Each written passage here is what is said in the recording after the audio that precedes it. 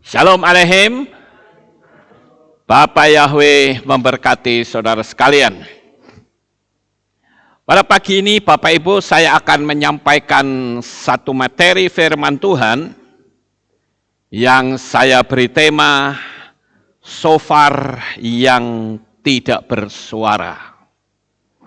Ya, sekali lagi tema kita adalah shofar yang tidak bersuara. Kita mungkin dari kelompok orang-orang Mesianik pasti sudah tidak asing lagi dengan shofar.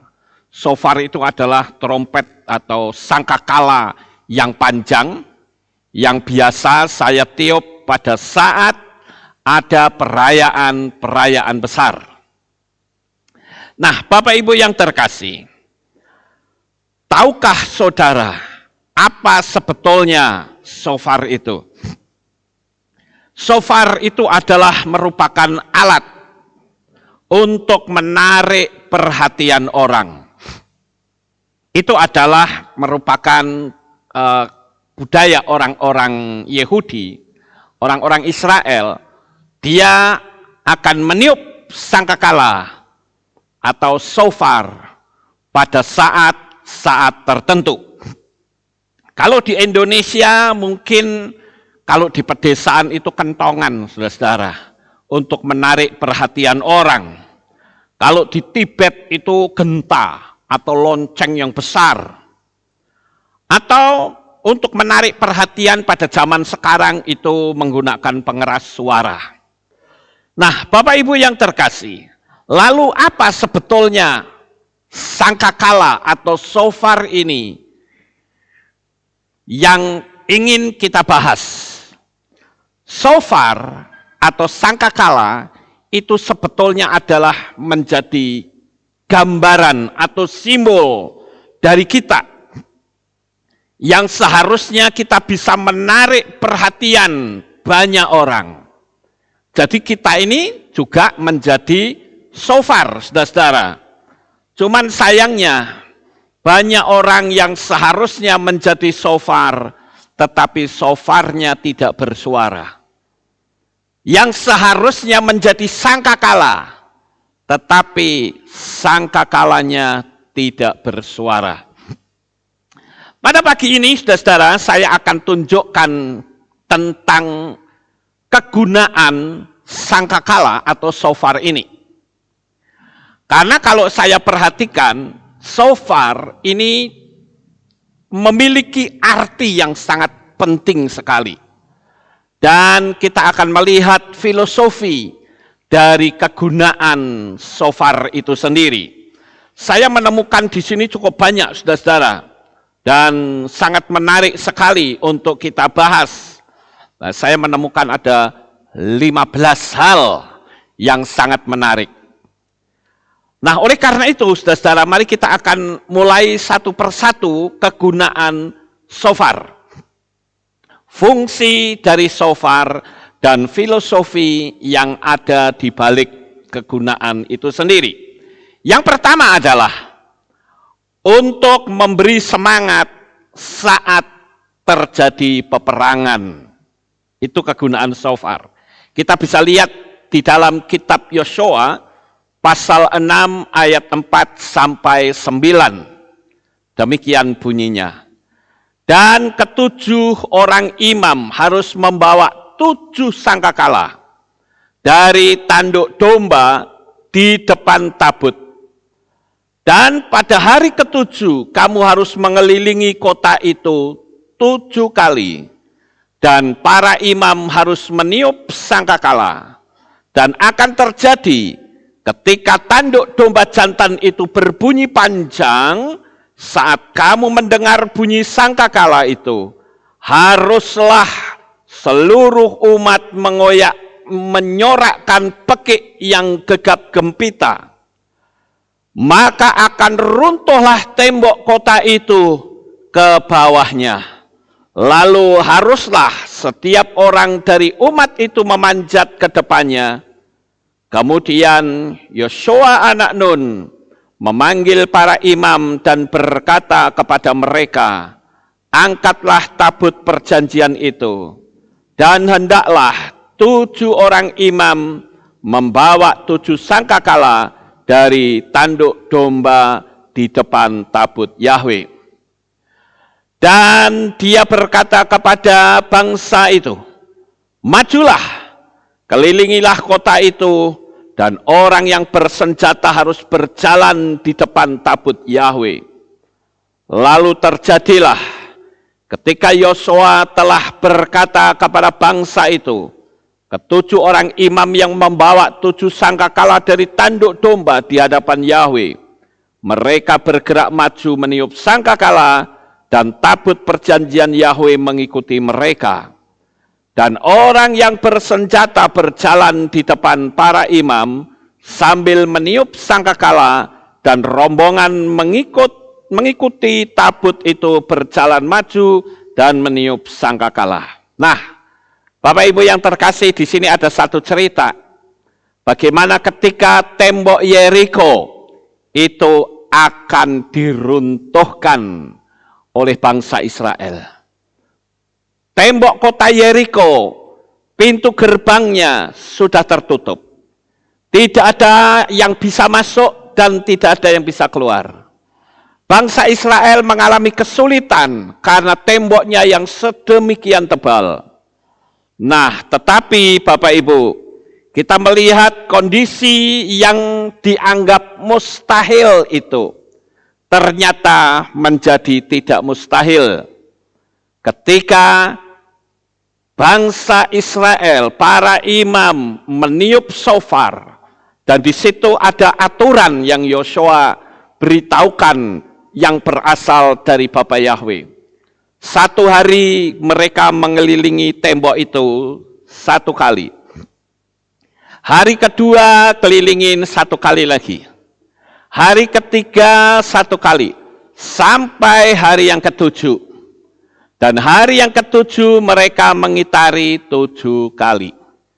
Dan kitab suci mengatakan tadi, pada saat shofar dibunyikan, bangsa Israel harus memekikkan sorak peperangan. Dan ternyata tembok yang tebal, yang dipikir secara logika itu tidak masuk akal. Tetapi ketika shofar dibunyikan, ternyata tembok itu runtuh, Bapak Ibu. Kita tentu tahu di situ pasti ada peran para malaikat Bapa Yahweh yang membombardir, yang mengobrak-abrik tembok Yeriko, sehingga bangsa Israel bisa masuk ke dalam kota Yeriko, dan kota Yeriko dikalahkan. Apa filosofi yang bisa kita tarik dari poin yang pertama ini, Bapak Ibu? Yaitu shofar memberikan semangat dalam peperangan. Dan shofar itu juga ketika dibunyikan, apa yang mustahil menjadi tidak mustahil. Bapak Ibu Saudaraku yang terkasih, kita kalau mau menyadari bahwa perjalanan hidup kita ini selalu kita berhadapan dengan peperangan, menghadapi masalah, menghadapi tantangan, bahkan tantangan yang nampaknya mustahil untuk kita bisa kalahkan. Dan bahkan yang paling berat adalah tantangan yang berasal dari batin kita sendiri. Tetapi percayalah, ketika kita memiliki semangat, maka tidak ada perkara yang mustahil di hadapan Tuhan. Seberat apapun tantangan yang Bapak Ibu Saudara alami pada saat ini, Bapa Yahweh sanggup untuk menyelesaikannya. Saya berulang kali memberitahukan, ketika kita berhadapan dengan yang namanya mustahil, tidak bisa dipikir secara logika, jangan pernah memakai logika. Jadi Bapak Ibu yang terkasih, kalau kita melihat pertempuran yang paling berat yang ada di dalam batin kita adalah ketika kita berkata, mustahil, tak mungkin, Mustahil, tak mungkin. Ini yang paling berbahaya. Saya katakan, seberat apapun tantangan yang saudara hadapi saat ini, andalkanlah Bapa Yahweh dan percayalah pertolongan Tuhan pasti datang kepada saudara. Saudaraku yang terkasih, benarkah kita bisa memberikan kemenangan kepada orang lain dalam pergumulan? Kalau kita sudah menang, ayo kita bagikan kemenangan kita kepada orang lain. Kita bisa memberi semangat kepada orang lain, supaya orang-orang yang lain itu tidak ngelokro dengan kondisi dan keadaan dunia seperti sekarang ini. Itu adalah filosofi yang pertama. Sekarang yang kedua, apakah fungsi dari shofar atau sangkakala? Kita harus tahu Bapak Ibu bahwa sangkakala atau shofar ini memiliki fungsi yang sangat banyak. Yang kedua adalah saat terjadi pelantikan.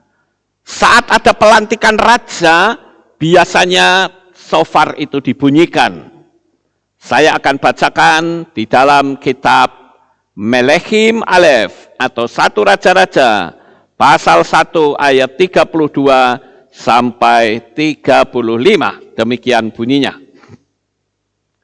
Dan Raja Daud berkata, "Panggillah Imam Zadok dan Nabi Nathan dan Benaya anak Yoyada menghadap aku." Lalu mereka masuk menghadap raja. Kemudian raja berkata kepada mereka, "Bawalah para hamba Tuanmu ini bersamamu. Engkau harus menaikkan anakku Salomo di atas bagal milikku dan mengantarnya pergi ke Gihon, supaya Imam Zadok dan Nabi Nathan dapat mengurapinya di sana menjadi raja atas Israel. Kemudian kamu harus meniup sangkakala dan berseru, 'Hidup Raja Salomo!' Sesudah itu kamu berjalan pulang mengiringi dia. Lalu ia akan duduk di atas tahtaku, karena dialah yang akan menjadi raja menggantikan aku, karena aku telah menunjuk ia menjadi penguasa Israel dan Yehuda." Yang kedua adalah shofar itu dibunyikan saat ada pelantikan raja. Artinya apa, saudara? Kita harus sadar bahwa saat saudara percaya kepada Bapa Yahweh di dalam Yesus HaMasiah, maka status saudara itu adalah anak raja. Anak raja di atas segala raja. Dan saya yakin saat saudara menjadi anak Bapa Yahweh, malaikat-malaikat di Samayim akan meniup shofar untuk membuat semua penghuni alam semesta itu tahu bahwa kita, saudara dan saya, adalah milik Bapa Yahweh. Saudaraku yang terkasih, sekarang apakah kita menjadi orang yang bangga saat kita menjadi milik Bapa Yahweh? Firman Tuhan memberitahu pada saat kita dibaptis pembaharuan, ketika kita keluar dari air, maka peristiwa yang Yesua alami waktu dia dibaptis, itu pun terjadi dalam hidup kita. Yaitu apa? Ketika kita dibaptis pembaharuan, maka malaikat-malaikat di Samayim pun mengakui bahwa engkau adalah milik Bapa Yahweh. Dan saya juga yakin bahwa Bapa Yahweh itu memproklamirkan nama saudara dan namamu tertulis dalam kitab kehidupan. Sekarang yang jadi pertanyaan, apakah benar engkau bangga ketika engkau dibaptis, Bapak Ibu? Berapa banyak kita sering melihat orang yang takut untuk dibaptis, saya berjumpa dengan seseorang, dia yakin betul bahwa Bapa Yahweh itu adalah Tuhan Sang Pencipta, tetapi dia tidak berkenan untuk memberi diri dibaptis karena alasannya takut kepada suaminya. Saya katakan Anda harus tunduk pada suami, itu betul, tapi bukan untuk iman. Karena yang namanya iman itu sendiri-sendiri, keselamatan itu sendiri-sendiri. Saudara tidak bisa ikut iman suami atau sebaliknya. Keselamatan itu sifatnya pribadi lepas pribadi. Saya pada saat pertama kali percaya kepada Tuhan, saat saya dibaptis dulu, bahkan belum baptis pembaharuan pun, saya punya kebanggaan yang luar biasa. Apalagi sekarang saya sudah mengerti, Bapak Ibu. Jadi, saya menganjurkan, kalau engkau sudah tahu, ayo, tunggu apa lagi? Berikan dirimu dibaptis. Dimeterai atas nama Bapa Yahweh, bukan meterai atas nama sesembahan asing. Haleluya. Ini kembali peringatan ini terus didengang-dengungkan. Dan Tuhan tempatkan itu di dalam hati saya untuk menyampaikannya. Karena waktunya sudah tidak lama lagi. Kita masih punya kesempatan Bapak Ibu.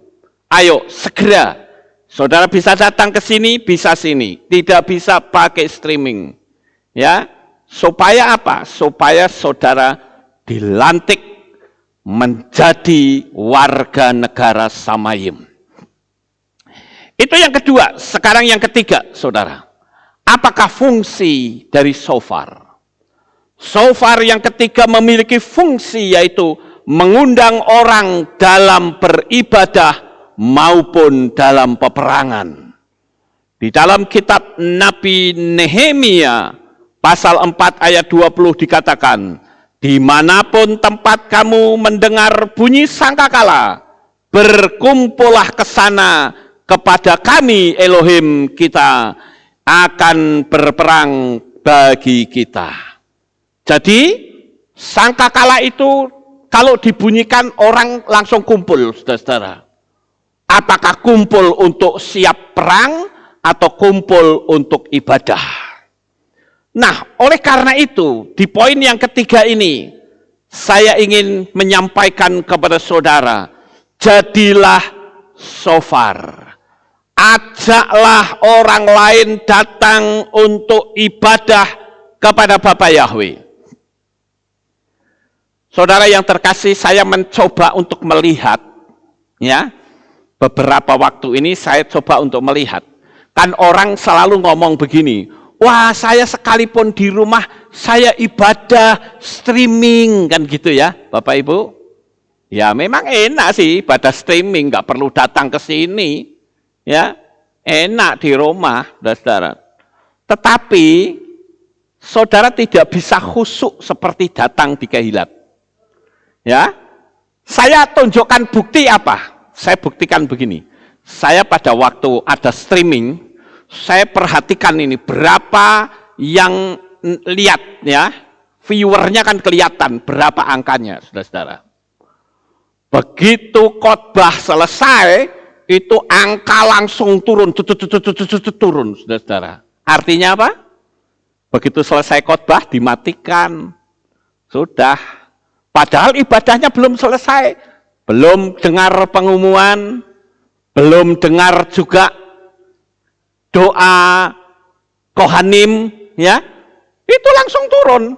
Ya coba saudara lihat. Tapi mungkin kalau saudara sudah lihat ini mungkin nggak turun ya. Ya saya berharap ya nggak turun lah. Ya karena kemarin saya coba lihat amati itu. Wah itu masih banyak sekali, ratusan gitu ya. Begitu khotbahnya selesai, langsung turun, dus turun. Wah banyak sekali turunnya, saudara-saudara. Jadi dengan kata lain, lebih nyaman ibadah di rumah ya. Selesai khotbah tinggal pergi. Kalau di sini kan nggak bisa. Saudara mau keluar, masa mau keluar semua? Kan nggak mungkin, saudara-saudara. Nah, itu bukti bahwa ibadah di tempat ini dan di rumah itu berbeda. Cobalah saudara belajar menghargai saudara. Datanglah beribadah saudara. Karena apapun alasannya, Tuhan itu ingin kita ibadah bisa kumpul bersama. Itu kemauan Tuhan. Kemauan setan bagaimana? Jangan ibadah. Ya, Bapak Ibu. Nah, ini nanti kalau sudah nggak ada lagi pembatasan, ayo datang lagi Bapak Ibu. Ya. Itu fungsi yang ketiga. Sekarang yang keempat. Apa fungsi dari shofar, saudara-saudara? Yang keempat yaitu saat Yahweh turun menemui Mose di Gunung Sinai, ada suara shofar. Di dalam kitab Shemot atau Keluaran 19 ayat 16 sampai 17 dikatakan, dan setelah 3 hari, ketika masih pagi, maka terjadilah guruh dan kilat, dan awan tebal di atas gunung itu, dan bunyi sangkakala yang sangat keras, lalu gemetarlah seluruh umat yang ada di perkemahan itu. Lalu Mose membawa umat itu keluar dari perkemahan untuk menghadap Elohim, dan mereka berdiri di kaki gunung itu. Nah, Bapak Ibu yang terkasih, ini menjadi peringatan bahwa Bapa Yahweh itu bukan cuma turun menemui Mose, tetapi juga dia turun menemui kita semuanya. Dia ingin dekat dengan kita, tetapi seringkali kitalah yang menjauh dari Bapa Yahweh. Ini akhir zaman loh Bapak Ibu. Jangan main-main ini. Sebentar lagi Yesua datang. Kenapa kita berlambat-lambat? Ayo, ya. Tuhan ingin menemui kita. Lihat Yesua, saudara-saudara. Kalau kita lihat Yesua pada saat dia berdoa di Taman Getsemani, kitab suci mengatakan Yesua ketakutan sampai peluhnya itu seperti tetesan-tetesan darah. Apa sih yang ditakutkan oleh Yesua? Apakah tombaknya orang Romawi? Tidak. Apakah cambuknya orang Romawi yang menyakitkan? Juga tidak, saudara. Apakah dia sudah bayangkan bagaimana dia dihajar oleh tentara-tentara Romawi, diancam, diintimidasi? Apakah itu yang ditakutkan Yesua? Tidak sama sekali. Yang membuat Yesua ketakutan hebat adalah perannya sebagai manusia. Dia harus putus hubungan dengan Bapa Yahweh. Kenapa? Karena Yesua minum cawan murka Yahweh. Yang seharusnya cawan itu kita yang meminumnya, saudara. Kita yang seharusnya akan menerima hukuman. Kita yang harus dimusuhi oleh Bapa Yahweh. Tetapi Yesua yang menanggung semua penderitaan kita. Saya kagum dengan pahlawan yang luar biasa, yaitu Yeshua HaMashiach. Oleh karena itu, Bapak Ibu yang terkasih, kita mau belajar seperti Yesua. Jangan pernah takut dengan ancaman. Jangan pernah takut dengan intimidasi. Takutlah kalau engkau tidak tunduk pada firman Tuhan. Itu yang harus saudara takutkan. Ya, Bapak Ibu, itu yang keempat. Sekarang yang kelima. Saat yang kelima yaitu sangkakala dibunyikan saat datangnya tahun Yobel. Kita melihat di dalam kitab Wayikra atau kitab Imamat 25 ayat 9 sampai 11 demikian. Dan pada bulan ke-7, pada tanggal 10 bulan itu, haruslah engkau memperdengarkan sangkakala, tanda peringatan. Pada hari penebusan itu haruslah kamu memperdengarkan sangkakala di seluruh negerimu. Dan kamu harus mengkuduskan tahun itu, tahun ke-50, dan kamu harus memaklumkan kebebasan di negeri itu bagi seluruh penduduknya. Itu harus menjadi yobel bagimu. Dan kamu harus mengembalikan setiap orang kepada pemiliknya, dan kamu harus mengembalikan seseorang kepada kaumnya. Inilah yobel tahun ke-50, itu menjadi 1 tahun bagimu.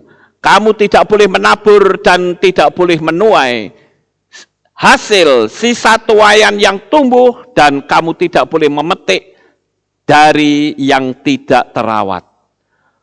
Tahun yobel itu ditandai dengan dibunyikannya shofar atau sangkakala. Bapak Ibu Saudara yang terkasih, ketika tahun yobel tiba, maka tanah itu tidak boleh ditanami selama 1 tahun. Tanah harus istirahat. Kalau ada budak-budak harus dibebaskan, saudara. Dan kita tahu, ini menjadi sebuah filosofi bahwa kita dulu adalah budak-budak dosa, tetapi kita sudah dibebaskan oleh darah Yeshua HaMashiach. Kita sekarang tidak lagi perlu berurusan dengan api neraka. Kita kalau mati, kita sudah dipastikan mendapatkan jaminan keselamatan dari Bapa Yahweh oleh kuasa darah Yeshua HaMashiach. Ada hal yang menarik di tahun yobel, yaitu apa? Orang tidak boleh melakukan penanaman. Benar-benar menjadi waktu istirahat. Bapak Ibu yang terkasih, kalau kita mendengar kata istirahat, apa yang kitab suci tulis? Pada saat kita kembali pulang ke Syamayim, itulah kita istirahat dari jerih lelah kita di dunia ini. Segala pekerjaan kita akan menerima upah di Syamayim, Bapak Ibu. Kita harus tetap mempertahankan iman kita. Kita harus tetap mempertahankan prinsip iman kita di hadapan Bapa Yahweh. Sehingga ketika nanti sangkakala berbunyi, maka kita betul-betul mendapatkan sukacita, kita mendapat rumah yang baru, rumah yang maha indah di Syamayim. Pertahankan imanmu sampai pada titik nafas yang penghabisan. Firman Tuhan katakan, hendaklah engkau setia sampai mati. Karena kematian itu bukan akhir dari segalanya, tetapi justru kematian itu adalah awal dari suatu kehidupan yang sebenarnya. Setiap kali ada upacara kematian, saya selalu berkata demikian. Kalau ada seorang ibu yang hamil, ibu hamil itu pasti di USG, anaknya laki atau perempuan. Kalau laki-laki, disiapkan pakaian laki-laki, disiapkan mainan laki-laki. Kalau perempuan juga disiapkan pakaian perempuan dan mainan perempuan. Artinya apa, saudara? Ketika seseorang mau melahirkan, dipersiapkan segalanya. Tetapi kenapa pada waktu kita hidup ini tidak mempersiapkan yang namanya kematian? Padahal kematian itu bisa datang setiap saat, apalagi di zaman sekarang ini.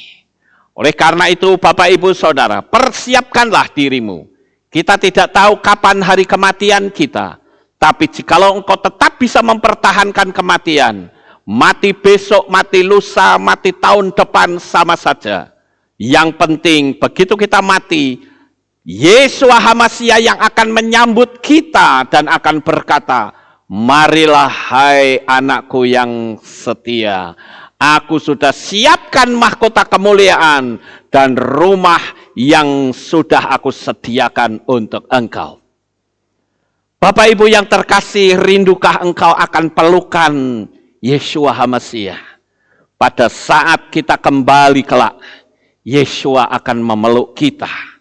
Oleh karena itu saudara, filosofi dari tahun Yobel ini menjadi arahan, wawasan bagi kita untuk kita tetap setia kepada Bapa Yahweh sampai akhir.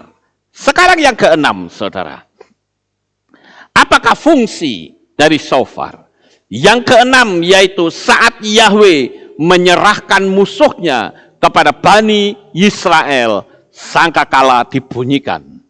Di dalam kitab Shoftim atau Hakim-Hakim pasal 3 ayat 27 sampai 30 dikatakan, lalu terjadilah sesudah sampai dia meniup sangkakala di pegunungan Efraim, dan turunlah Bani Israel bersama-sama dengan dia dari pegunungan itu, sedangkan dia sendiri berada di depan.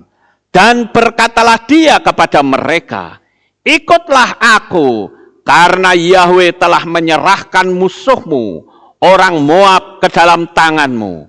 Maka turunlah mereka mengikuti dia dan merebut tempat penyeberangan sungai Yordan ke orang Moab, dan tidak membiarkan seorang pun menyeberang. Dan mereka menewaskan kira-kira 10.000 orang Moab pada waktu itu. Semuanya orang tegap, semuanya orang perkasa, dan tidak seorang pun yang lolos. Demikian Moab ditaklukkan oleh orang Israel pada hari itu, dan amanlah tanah itu 80 tahun lamanya. Bapak, Ibu, Saudara, di sini kita menemukan satu filosofi atau arti rohani bagaimana ketika Yahweh menyerahkan Moab ke Bani Israel. Itu juga kita harus ingat bahwa jika Yahweh ada di pihak kita, siapakah yang lawan kita? Tidak ada. Saat kita mengalami peristiwa apapun, ingatlah selalu bahwa kita tidak sendiri. Bapak, Ibu, Saudaraku yang terkasih, sekali lagi saya tanamkan di dalam hatimu, engkau tidak sendiri. Bapa Yahweh tangannya yang penuh kasih sayang, dia siap untuk membela perjalanan hidup saudara. Jangan takut, jangan gentar, dia ada bersamamu. Kami dari Pastori, kami dari Kehilat, terus berdoa untuk Bapak Ibu Saudara dimanapun saudara berada. Saya tahu kondisi keadaan dunia seperti sekarang, makanya kami hanya punya keinginan Tuhan jaga lindungi seluruh subscriber video kami ini, supaya mereka diberkati oleh Bapa Yahweh, supaya mereka dijagai, supaya mereka dilindungi. Bapak, Ibu, Saudara, apakah saudara menyadari akan hal ini, bahwa Bapa Yahweh itu menyertaimu? Saya berharap engkau sadari bahwa engkau tidak sendirian, tetapi engkau bersama dengan Sang Pencipta alam jagat raya ini, dan dia selalu setia kepada saudara. Bapa Yahweh itu adalah Tuhan yang begitu mudah dihampiri. Bapa Yahweh adalah Tuhan yang begitu sukacita untuk dimintain pertolongan. Dia telah turun ke dalam dunia ini dalam wujud manusia, yaitulah Yeshua HaMasiah. Bahkan Yeshua berkata, marilah hai kepadaku, kamu yang letih lesu dan berbeban berat, aku akan memberikan kelegaan kepadamu. Hari ini Bapak Ibu, apa yang menjadi beban dalam hidupmu, serahkan di dalam tangan Bapa Yahweh, maka dialah yang akan mengambil alih seluruh beban-beban yang saudara alami. Jangan pernah ragu akan pertolongannya. Dia sekali-kali tidak akan pernah terlambat, karena tangannya tidak kurang panjang untuk memberikan pertolongan kepada saudara. Seberat apapun permasalahannya, yang Tuhan butuhkan adalah engkau mempercayai akan kasih-Nya. Hanya itu saja Bapak Ibu. Sekarang kita lihat yang ketujuh, saudara. Apa fungsi dari shofar yang dibunyikan? Kalau kita melihat di dalam kitab Shoftim pasal 7 ayat 16 sampai 18, pada saat sangkakala ditiup, maka musuh itu saling bunuh-bunuhan sendiri. Wah, ini luar biasa sekali ya, saya bacakan. Shoftim atau Hakim-Hakim 7, 16, 18. Dan dia membagi 300 orang itu ke dalam 3 pasukan. Dan diberikannya 1 sangkakala ke tangan setiap orang dan buyung-buyung kosong serta obor di dalam buyung itu. Dan berkatalah dia kepada mereka, perhatikanlah aku dan lakukanlah ini. Aku akan pergi ke ujung perkemahan itu dan haruslah kamu melakukan sebagaimana aku melakukannya. Dan aku akan meniup sangkakala, aku dan semua orang yang bersama dengan aku. Dan kamu juga haruslah meniup sangkakala, bahkan kamu semua yang di sekeliling perkemahan itu berserulah bagi Yahweh dan bagi Gideon. Artinya apa, saudara? Artinya adalah ketaatan orang-orang itu yang jumlahnya 300 itu pun masih dibagi, saudara. Ya, membawa hasil yang sangat luar biasa. Kenapa? Karena taat. Coba Gideon tidak taat, mereka akan kalah, saudara. Tetapi ketaatan Gideon, maka yang terjadi musuhnya bunuh-bunuhan sendiri. Gideon bersama tentaranya cuma nonton saja, Bapak Ibu. Ketaatanmu di dalam mengikut Bapa Yahweh akan membuat permasalahanmu akan langsung diperangi oleh Bapa Yahweh sendiri. Engkau hanya menonton bagaimana hebatnya Bapa Yahweh mengambil alih semua beban, semua masalah yang saudara hadapi. Jadi hari ini yang menjadi kata kunci di poin yang ke-7 adalah ketaatan. Ketika engkau taat, ada sesuatu yang dahsyat yang turun, yang membela hidup saudara. Sekarang yang ke-8, saudara. Apakah fungsi dari shofar atau sangkakala?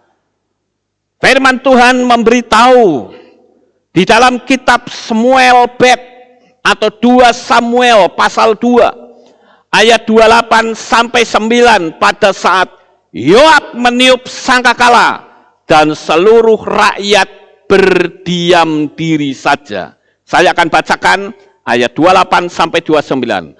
Lalu Yoab meniup sangkakala dan seluruh rakyat berdiri diam dan tidak mengejar Israel lagi ataupun berperang dengan mereka. Maka Abner dan orang-orangnya pergi melalui Araba sepanjang malam, lalu menyeberangi Yordan, kemudian melanjutkan sepanjang siang dan sampailah ke Mahanaim.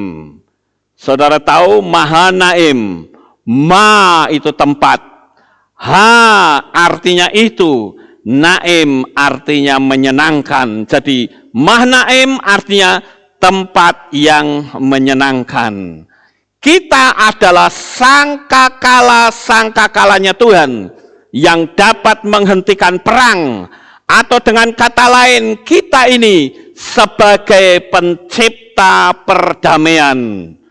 Oleh karena itu, buatlah hidup kita penuh dengan damai sejahtera yang membuat kalau kita berada dimanapun kita berada, di tempat manapun, yang ada adalah Mahanaim, tempat yang menyenangkan, Bapak Ibu. Kalau rumah tangga ada damai sejahtera, rumah tangga itu menjadi tempat yang menyenangkan. Kalau kehilat ada perdamaian di dalamnya, maka kehilat menjadi tempat yang menyenangkan. Bahkan diri kita sendiri, kalau di dalam diri kita ada damai sejahtera antara pikiran dan hati, maka hidup kita selalu ada dalam tempat yang menyenangkan.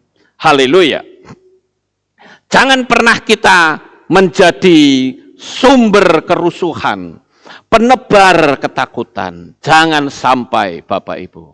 Tapi kita harus banyak memberitakan hal-hal yang positif, hal-hal yang sangat luar biasa. Sekarang yang ke-9. Apa fungsi dari shofar? Yang ke-9 adalah shofar ditiup oleh Daud untuk membuktikan bahwa dia membawa tabut perjanjian pulang, saudara. Ya, pada waktu Daud membawa tabut perjanjian dari Baale Yehuda ke Yerusalem. Kita tentu tahu cerita ini, bahkan pernah terjadi malapetaka oleh anak imam yang berusaha untuk memegang tabut itu sampai mati. Kemudian tabut itu ditaruh di salah satu rumah. Rumahnya siapa, saudara? Ada yang tahu? Saya agak lupa namanya. Rumahnya Obed-Edom, ya, rumahnya Obed-Edom. Nah, di rumah Obed-Edom itu cuma 3 bulan loh. 3 bulan itu rumahnya diberkati luar biasa. Dan Daud tahu itu, apa yang terjadi. Kita baca di dalam Difre Hayamim Aleph atau 1 Tawarikh pasal 15 ayat 28-29 dikatakan, dan seluruh orang Israel mengangkut tabut perjanjian Yahweh dengan sorak-sorak, dengan suara sangkakala dan dengan nafiri, dan dengan simbal yang gemerincing, dengan kecapi dan harpa. Dan terjadilah ketika tabut perjanjian Yahweh tiba di kota Daud, maka Mikal putri Saul melongok melalui jendela dan melihat Raja Daud menari-nari dan melompat-lompat, maka dalam hatinya dia memandang rendah Daud. Sampai di sini pembacaan kitab suci kita, saudara. Nah, Daud tahu akan betapa pentingnya kehadiran Tuhan di dalam rumahnya. Bahkan Daud itu rela berkorban, mengorbankan lembu. Setiap pengusung tabut itu melangkah 6 langkah, maka ada korban yang harus disembelih, saudara. Bayangin perjalanan yang begitu banyak, ya, perjalanan begitu jauh. Berapa korban Daud? Di sini kita melihat bahwa kehadiran Tuhan itu jauh lebih penting dari besarnya materi yang harus dikeluarkan oleh Daud, Bapak Ibu. Ini sangat luar biasa. Kenapa banyak anak-anak Tuhan kalau mau ibadah saja main etong-etongan, saudara? Daud tidak seperti itu. Yang penting hadirat Yahweh turun atas rumahnya. Dan pada saat itu dia harus mengorbankan begitu banyak lembu. Tapi enggak masalah. Yang penting Tuhan hadir dalam rumahnya. Itu sangat penting, saudara. Kemudian yang ke-10. Apakah fungsi dari meniup shofar? Yaitu membuat ketetapan untuk mencari Yahweh. Di dalam kitab Difre Hayamim Bet atau 2 Tawarikh pasal 15 ayat 13 sampai 15. Dan setiap orang yang tidak mencari Yahweh Elohim Israel akan mati. Dari yang kecil sampai yang besar, baik pria maupun wanita. Mereka bersumpah kepada Yahweh dengan suara nyaring, dengan sorak-sorai, dan dengan nafiri, dan dengan sangkakala, dan seluruh Yehuda bersukacita atas sumpah itu, karena mereka bersumpah dengan segenap hati mereka, dan mereka mencarinya dengan segala kerinduan mereka, dan dia ditemukan oleh mereka, dan Yahweh memberikan ketenangan kepada mereka di segala penjuru. Artinya apa, saudara? Artinya kita harus selalu mencari Yahweh. di dalam perjalanan hidup kita. Coba kita perlu bertanya sebuah pertanyaan kecil. Kita hidup di dunia ini, apa sih yang sebetulnya kita cari, saudara? Mungkin orang yang miskin berkata, aku pingin menjadi kaya raya. Tapi setelah kaya, saudara kebingungan apa yang mereka cari. Selama manusia di dalam dirinya belum ada Tuhan, masih ada kekosongan yang ada dalam dirinya. Karena ada kehidupan di balik kematian. Jadi pertanyaan kecil ini saya kembali lontarkan kepada saudara. Kira-kira saudara hidup di dunia ini, engkau mencari siapa? Ayo kita cari Tuhan. Karena Tuhan itu mudah sekali untuk kita hampiri. Tuhan yang kita sembah bukan Tuhan yang nun jauh di sana. Untuk menghampirinya pun dengan berbagai macam ritual yang menyulitkan. Tidak sama sekali. Bapa Yahweh itu begitu sayang kepada kita. Sampai dia turun sendiri ke dalam dunia. Dalam wujud manusia. Yaitulah Yeshua HaMashiach. Sekarang yang ke-11 saudara. Apakah fungsi dari shofar yang ditiup? Yaitu saat terjadinya pergantian bulan baru. Di dalam kitab Tehillim pasal 81 ayat yang keempat dikatakan, tiuplah sangkakala pada bulan baru, pada bulan purnama, pada hari raya kita. Di poin ini kita diingatkan akan adanya hari-hari penting seperti bulan baru, 7 hari raya. Dan kalau kita bicara tentang 7 hari raya, maka saya selalu diingatkan ada 1 hari raya yang belum digenapi, yaitu hari raya Yom Teruah atau hari raya peniupan sangkakala. Yang saya percayai bahwa tidak lama lagi sangkakala itu ditiup dan Mesias sang mempelai pria kita akan datang dan menjemput kita sebagai mempelai wanitanya. Oleh karena itu Bapak Ibu Saudara, kalau kita melihat situasi keadaan zaman yang sudah semakin dekat, maka ayo kita harus lebih sungguh-sungguh lagi. Karena apa? Waktunya sudah tidak lama. Tuhan masih kasih kesempatan loh, jangan kita main-main Bapak Ibu.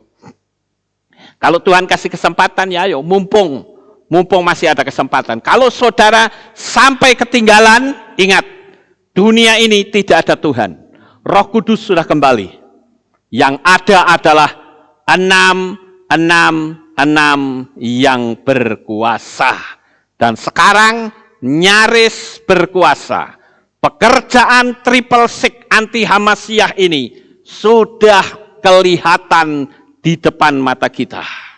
Sekarang yang ke-12 Bapak Ibu. Ketika sangkakala ditiup, maka menjaga bangsa Israel dari kebinasaan. Di dalam kitab Yeskiel 33 ayat 3-6. Dan ketika dia melihat pedang itu datang ke atas negeri itu, ia meniup sangkakala mengingatkan bangsa itu. Saya garis bawahi kata mengingatkan bangsa itu. Dan siapa yang telah mendengar bunyi sangkakala itu, tetapi tidak mau diingatkan, maka datanglah pedang itu dan menghabisinya. Darahnya akan ada pada kepalanya. Dia mendengarkan bunyi sangkakala itu, tetapi tidak mau diperingatkan. Perhatikan kata peringatan terus dikumandangkan. Darahnya ada pada dirinya sendiri. Namun dia yang menerima peringatan, dia akan menyelamatkan nyawanya. Namun jika penjaga itu melihat pedang itu datang dan tidak meniup sangkakala, dan umat itu tidak diingatkan, dan pedang itu datang mengambil nyawa salah seorang dari mereka, dia mati dalam kesalahannya, namun aku akan menuntut darahnya dari tangan penjaga itu. Haleluya. Kita harus mengingatkan orang-orang yang belum menerima tanda bilangan binatang itu, saudara. Ini masalah kebinasaan. Kalau kita tahu ada bahaya, tidak mengingatkan, kita termasuk orang yang kejam. Perkara orangnya mau terima atau tidak, bukan urusan kita. Yang penting kita harus mengingatkan, sehingga darahnya tidak tertanggungkan atas kita. Lihat saja nanti siapa yang bakal tertawa di belakang. Sekarang kondisi kita sedang menjadi bahan ejekan dan tertawaan. No problem, saudara. Nanti kita akan tahu bahwa kita akan tertawa di bagian akhir. Sekarang yang ke-13. Apa itu sangkakala ditiup? Yaitu saat Yesua datang dan malaikat-malaikat itu akan meniup shofar. Di dalam kitab Matai atau Matius 24 ayat 31 sampai 35. Dan dia akan mengutus para malaikatnya dengan bunyi sangkakala yang membahana. Dan mereka akan mengumpulkan orang-orang pilihannya dari keempat penjuru mata angin. Dan ujung langit sampai ke ujungnya. Dan pelajarilah perumpamaan tentang pohon ara. Bila mana rantingnya sudah menjadi lembut dan daun-daunnya bertunas, kamu mengetahui bahwa musim panas sudah dekat. Demikian pula lah kamu, ketika kamu melihat semua ini, kamu mengetahui bahwa dia sudah dekat di ambang pintu. Sesungguhnya aku berkata kepadamu, perhatikan baik-baik, generasi ini sekali-kali tidak akan berlalu sampai semua ini terjadi. Langit dan bumi akan lenyap, tetapi firmanku sekali-kali tidak akan lenyap. Bapak Ibu Saudara yang terkasih, kembali melalui poin yang ke-13 ini, kita diingatkan masalah pengangkatan yang sudah dekat. Kita tidak boleh diam. Ayo terus beritakan, cepat-cepat beritakan Bapak Ibu. Karena di sini Tuhan ingin supaya kita betul-betul mempersiapkan. Dikatakan dengan jelas di sana bahwa generasi ini sekali-kali tidak akan berlalu sampai semua ini terjadi. Saya sudah pernah membahas tentang hal ini. Saudara bisa lihat video saya sebelumnya bahwa itu generasi di mana orang Israel itu mengalami kemerdekaan tahun 48. Coba kalau dihitung, generasi itu tidak akan habis sampai melihat kedatangan Tuhan. Sekarang yang ke-14, saudara. Yaitu apa? Berubahnya tubuh, darah, dan daging menjadi tubuh kemuliaan. 1 Korintus 15 ayat 51 sampai 53. Lihatlah, aku mengatakan sebuah misteri kepadamu. Sesungguhnya kita tidak akan meninggal semuanya, tetapi kita semuanya akan diubah dengan seketika, dalam sekejap mata, pada sangkakala terakhir. Sebab sangkakala akan berbunyi, dan orang-orang mati akan dibangkitkan dengan tubuh baka, dan kita akan diubahkan. Sebab seharusnya lah yang fana ini mengenakan kebakaan, dan yang tunduk pada kematian ini mengenakan keabadian. Bapak Ibu yang terkasih, saat sangkakala berbunyi, maka tubuh yang terdiri dari darah dan daging ini akan diubah menjadi tubuh kemuliaan. Tubuh kita itu fana. Kita juga hidup di dunia fana. Tapi bukan di sini tujuan kita. Impikanlah suatu negeri yang tidak ada malam di sana.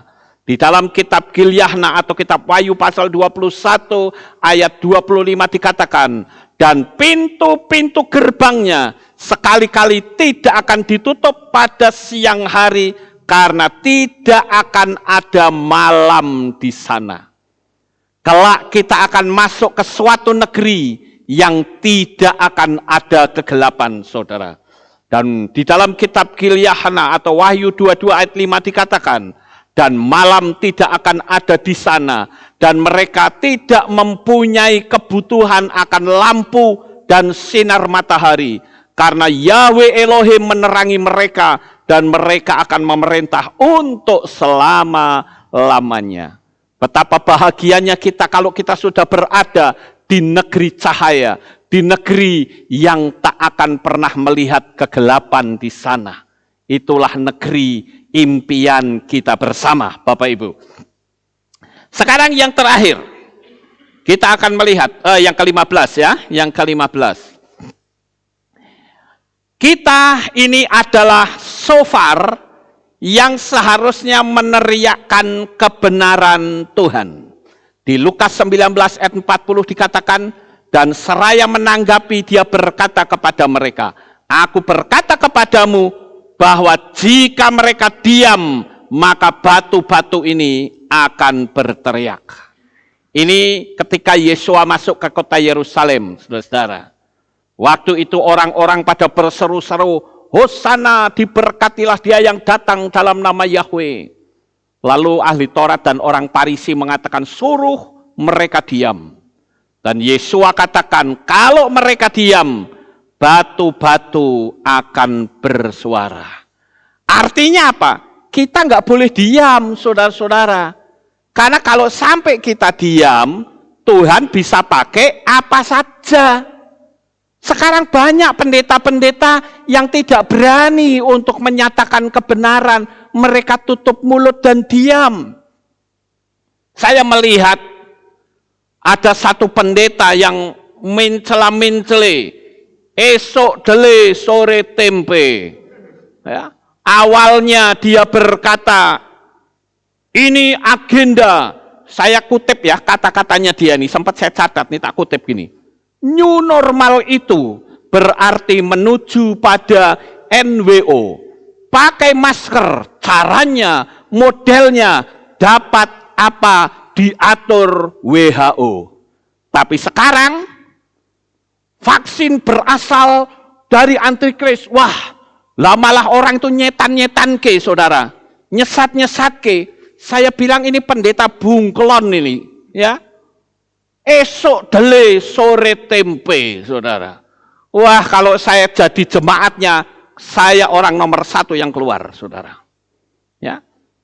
Justru kita sebagai anak-anak Bapa Yahweh, kita harus konsisten dengan apa yang kita ucapkan, saudara. Dulu dia bilang katanya, ya ini saya kutip, new normal itu berarti menuju pada NWO. Pakai masker, caranya, modelnya, dapat apa diatur WHO. Tapi sekarang, ya, masa dia nyetan-nyetan ke? Waduh, saya bilang setan itu yang siapa? Saya barusan mendapatkan WA dari seseorang, saudara. Dan WA ini adalah jemaat yang minta didoakan gembalanya karena cucunya berumur 7 tahun mendapatkan mimpi yang sangat menakutkan. Saya bacakan mimpinya, saudara. Anak umur 7 tahun loh ini, nggak ngerti apa-apa loh. Ya, sekali lagi, anak umur 7 tahun tidak ngerti apa-apa. Dia dapat mimpi. Perhatikan ya. Ini dialog antara ibu gembala dengan si nenek yang memiliki cucu umur 7 tahun tadi ya. Dia cerita sama saya begini. Shalom alaihim Papi Lukas. Ini ada kesaksian dari titik-titik jemaat titik-titik. Ya, saya rahasiakan. Tentang cucunya yang bernama Matius umur 7 tahun mendapatkan mimpi jam 2 subuh. Tentang vaksin. Tadi anaknya bersaksi sambil ketakutan sekali karena mimpi itu. Tadi waktu pujian penyembahan, anaknya kembali sehat dan tidak demam.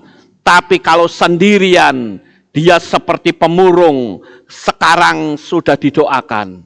Dia ketakutan, bangun di peluk maminya, tidak mau lepas dari pelukannya sampai sekitar 1 menit saking takutnya, saudara. Nafasnya sekarang mulai tenang. Baru bunda nanya dia, kamu mimpi apa? Dia kembali menangis. Dia bilang, mama, saya takut sekali. Ada banyak setan pakai pedang. Cari rumah orang-orang yang sudah disuntik. Saya takut sekali. Karena api menyala besar sekali kayak lapangan. Semua orang yang disuntik langsung diseret ke api. Saya takut karena setan jalan dekat kita, tetapi dia tidak melihat kita. Saya dengar ibu gembala bilang, jangan takut ada meterai. Tetapi sampai sekarang ini dia diam. Bunda tawari dia main game. Dia bilang, mami saya takut. Karena dia bilang, lihat banyak iblis di mana-mana. Dia bilang, mami saya mau tidur saja. Dia benar-benar ketakutan luar biasa. Saudara, anak ini lalu didoakan ibu gembalanya dan mengurapi dia. Sehingga saat pujian mengalir, langsung demamnya hilang. Tetapi kalau dia sendirian, dia melamun, mungkin karena dia masih teringat bagaimana setan-setan yang begitu banyak mendatangi orang-orang yang sudah disuntik, saudara. Ini cukup mengerikan, saudara. Ini anak kecil loh, nggak tahu apa-apa. Ya, jadi kita mesti berhati-hati, Bapak Ibu. Jangan pernah kita menerima tanda bilangan binatang itu. Sekarang yang terakhir 16. Yaitu apa? Shofar atau sangkakala itu juga dipakai untuk alat musik. Tadi kita sudah membaca di dalam Difre Hamyamim Alef atau 1 Tawarikh 13 ayat 8. Dan Daud serta seluruh orang Israel menari-nari dengan segenap kekuatan di hadapan Elohim, dan dengan nyanyian, dan dengan harpa, dan dengan kecapi, dan dengan tamborin, dan dengan simbal, dan dengan nafiri. Artinya apa ini, saudara? Artinya pujian penyembahan adalah satu-satunya alat untuk membuat hati kita menjadi tenang. Dan Bapa Yahweh itu bertahta di atas pujian. Di dalam kitab Tehillim pasal 22 ayat yang keempat dikatakan, namun engkaulah yang kudus, yang bersemayam di atas puji-pujian Israel. Oleh karena itu pada saat ini, biarlah dimanapun engkau berada, buat hatimu tetap memuja Bapa Yahweh. Minta supaya perlindungan dari malaikat-malaikat Bapa Yahweh itu selalu melingkupi kita semuanya. Oleh karena itu saudara, filosofi dari shofar ini sangat luar biasa. Kita bisa memiliki banyak pengetahuan dari filosofi yang ada. Sukses besar untuk saudara. Bapa Yahweh memberkati. Haleluya. Kita tunduk kepala dan kita akan berdoa. Terima kasih Bapa Yahweh. Selesai sudah kami menyampaikan firman-Mu. Biarlah apa yang kami sampaikan ini menjadi berkat bagi anak-anak-Mu semuanya. Terpujilah Engkau ya Tuhan. Inilah doa syukur yang kami naikkan kepadamu. Di dalam nama Adonai Yeshua HaMashiach, kami sudah berdoa dan mengucap syukur. Semua yang percaya berkata, amin. Haleluya. Kita akan dengar pengumuman. Shalom Bapak Ibu Saudara yang terkasih di dalam Tuhan Yeshua HaMashiach.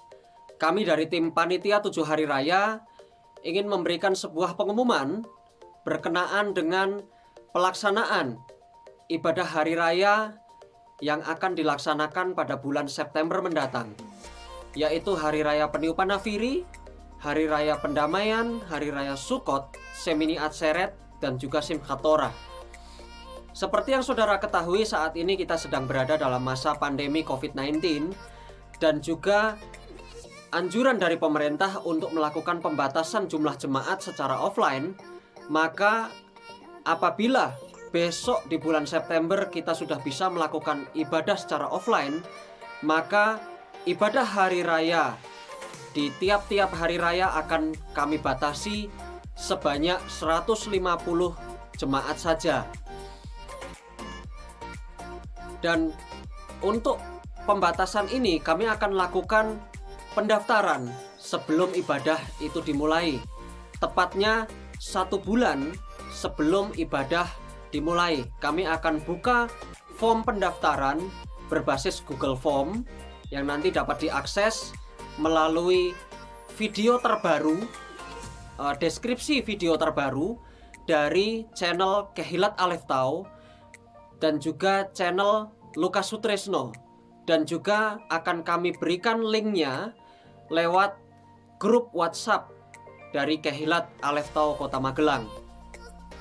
Nah, oleh karena itu silahkan Bapak Ibu Saudara yang terkasih bisa sama-sama memperhatikan dan juga silahkan mencatat tanggal-tanggalnya.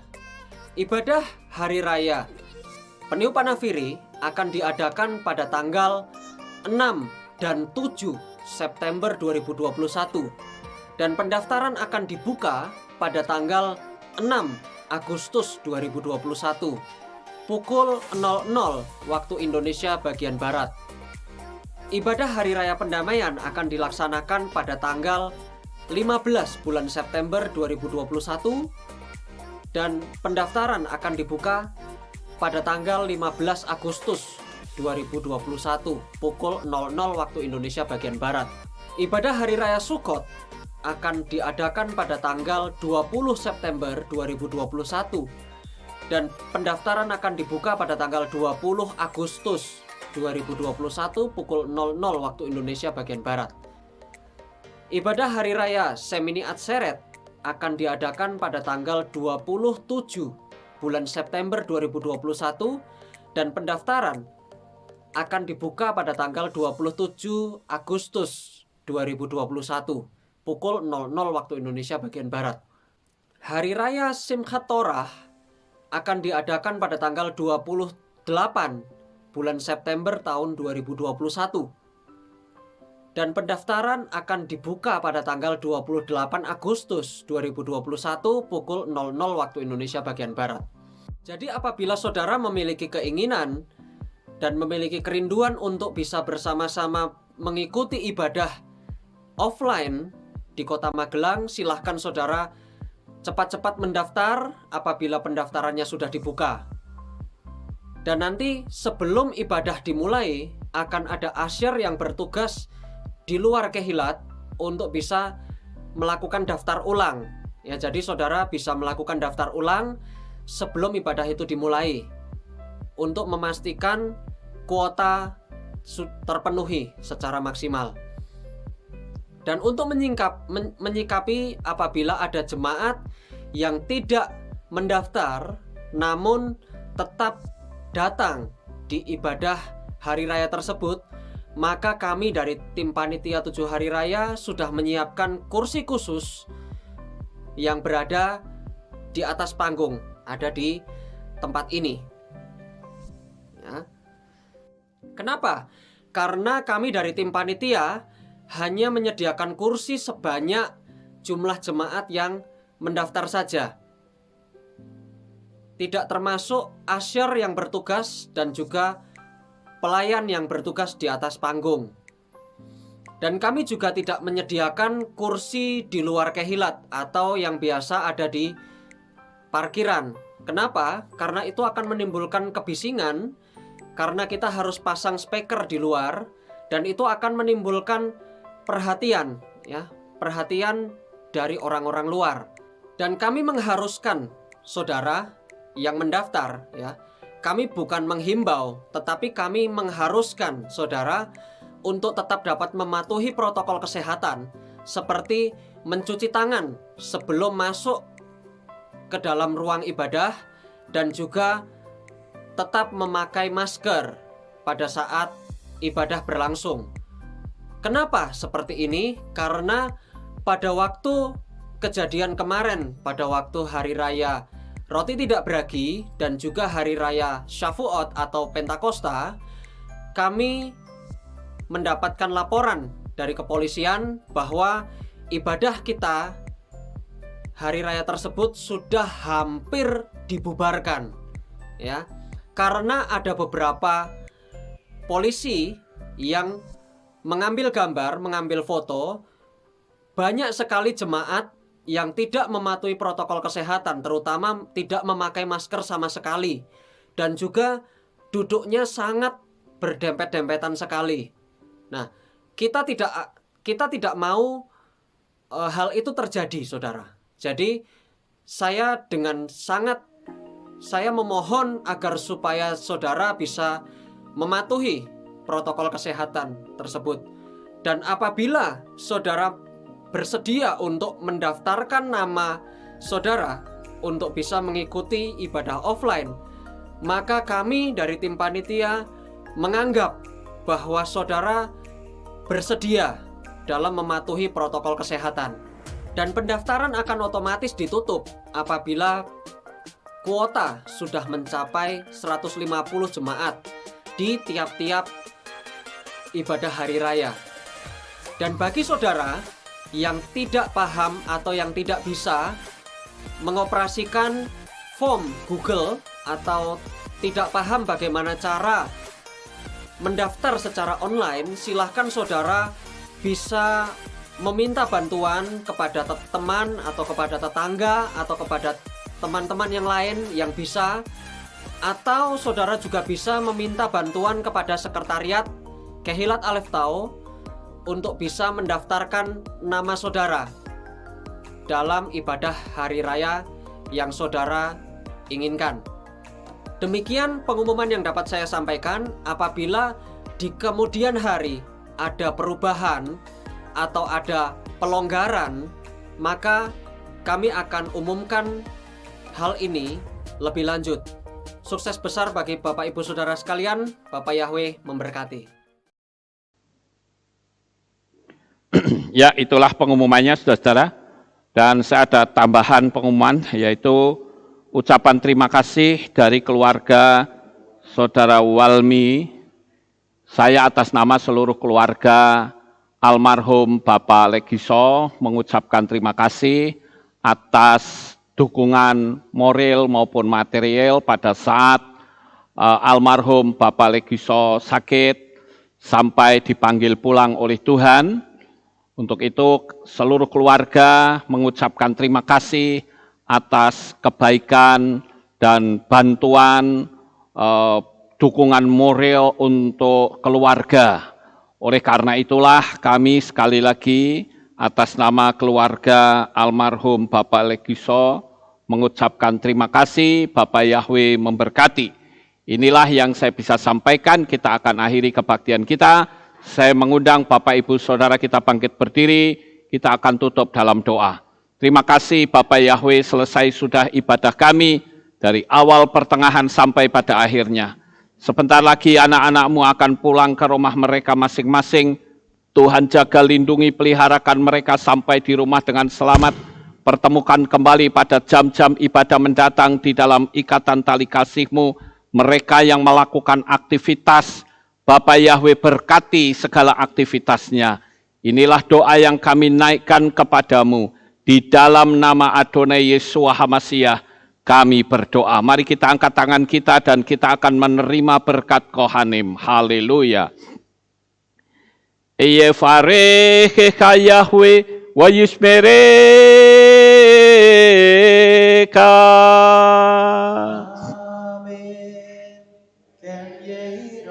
Yair Yahweh panau eleka. Wichuneka.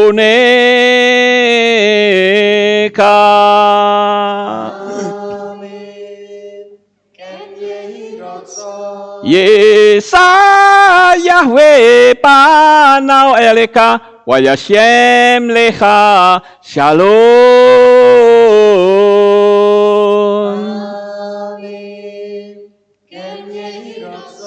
Baruk atabair ufaruk atabasadeh. Engkau akan diberkati di kota dan kau akan diberkati di ladang. Baruk peripit nih, kau friat mat kau fri fahim teka shikar ala peka wa esterotsoneka. Diberkatilah buah kandunganmu, diberkati hasil bumimu, diberkati hasil ternakmu, anak-anak lembumu dan anak-anak dombamu. Baruk tan akau misyarteka, diberkatilah bakulmu dan tempat adonanmu.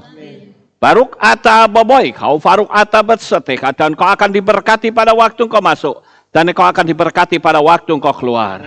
Baruk ata Yahweh Elohenu melek haolam, Besem Yesua Hamasya Waruah Kodes Kile Olam Faed. Kami sudah berdoa dan mengucap syukur. Haleluya.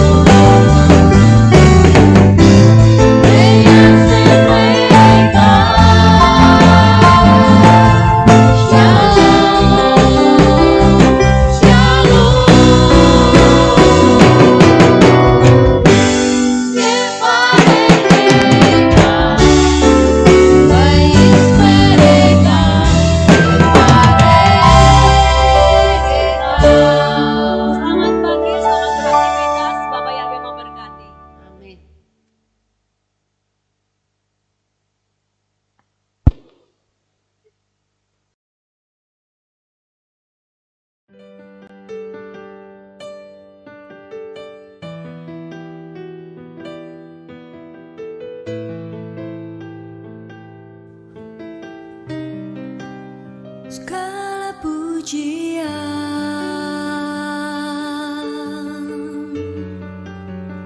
hanya untuk-Mu Tuhan, segala kehormatan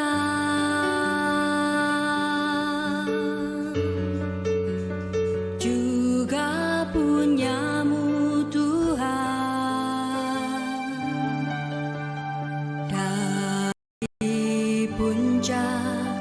Puncak tertinggi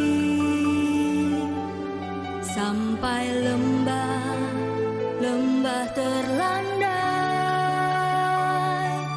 semua karya kasih cinta-Mu